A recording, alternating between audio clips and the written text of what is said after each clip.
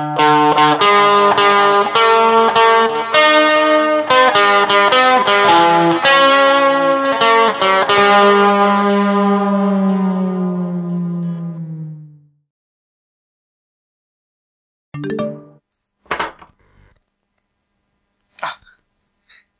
c'est juste un mail de fan.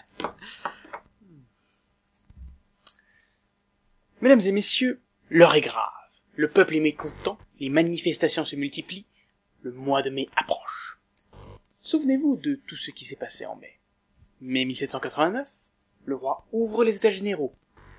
Sa dernière décision. Mai 1936, le Front populaire impose les congés payés. Mai 68, Mai 68, Mai 80, un socialiste est élu président.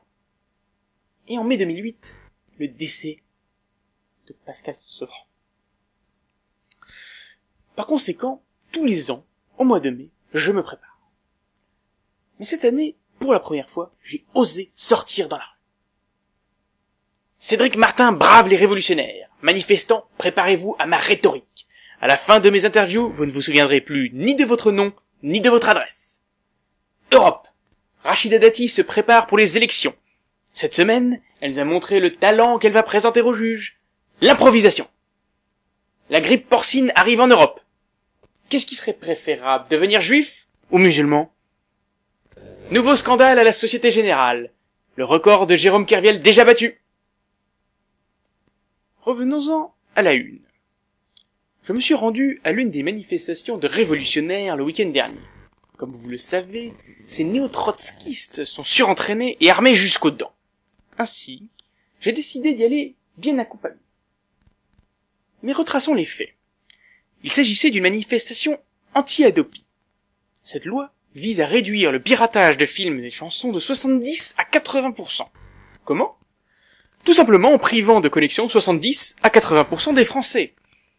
Je soutiens bien entendu cette proposition, car comme je le dis toujours, qui vole une chanson, vole une nation. Et comme à toute manifestation, il y a eu bataille. Sur les chiffres, il y avait en effet, selon l'AFP, autour de 100 personnes, alors que selon les organisateurs, il y en avait 800. Personnellement, je n'en ai vu que 5, comme le montre cette photo choisie totalement au hasard, par mes soins. Je suis donc allé opposer ma logique à ces gauchistes. Observez.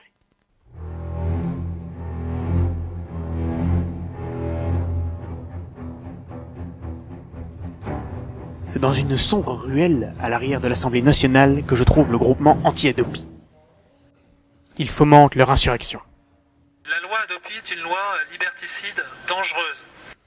Pour s'infiltrer partout, ils sont prêts à se vendre à tous les partis. N'ayez pas peur si vous avez des opinions politiques plutôt à droite ou plutôt à gauche, de rejoindre ce mouvement. C'est un mouvement transpolitique. Et vous devez vous considérer comme des justes. Et oui, leur charismatique leader organise déjà le soulèvement dans les provinces. Aujourd'hui, nous sommes plusieurs centaines. Concernant la province, on a mis en œuvre le mouvement il y a 4-5 jours et j'ai téléphoné tout à l'heure, 50% des inscrits se sont déplacés. Heureusement, ils ne sont pas encore trop nombreux. Lorsqu'ils étaient 30 inscrits, il y avait 10-15 personnes et quand ils étaient 50, il y avait 30 personnes. Dans leur programme, des actions concrètes. Si les mouchards sont en vente, on ira les acheter et on les brûlera sur la place publique.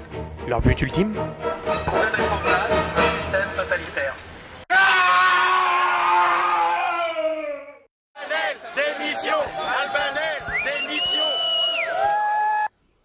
Je suis parvenu à me faire passer pour un des leurs et obtenir une interview de leur leader. C'est alors qu'il m'a dévoilé les fondements de son idéologie avec des slogans chocs. La liberté des uns s'arrête ou commence là où la liberté des autres s'arrête ou commence.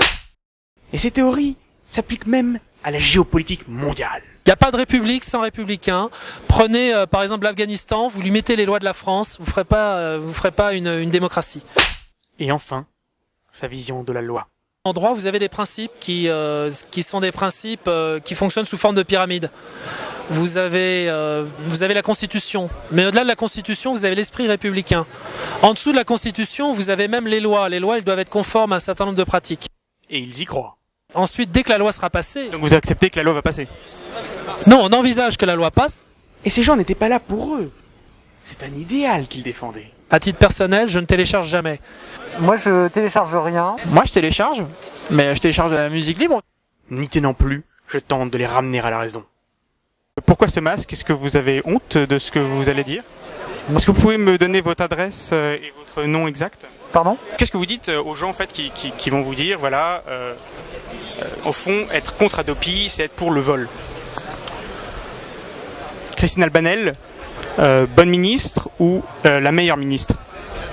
Bob Sinclair, Charles Aznavour, Bébé Brune, Psychiatre de Larry, même Pokora, tous ces artistes sont pour Adopi. Ah bah oui, mais ils sont pas téléchargés, c'est pas trop grave, quoi.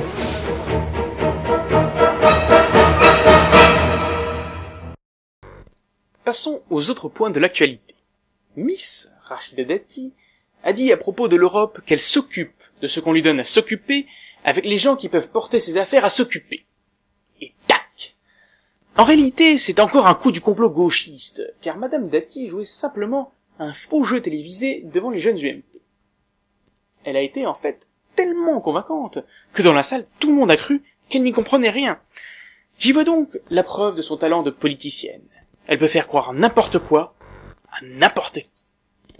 Ensuite, la grippe porcine se répand un peu partout dans le monde.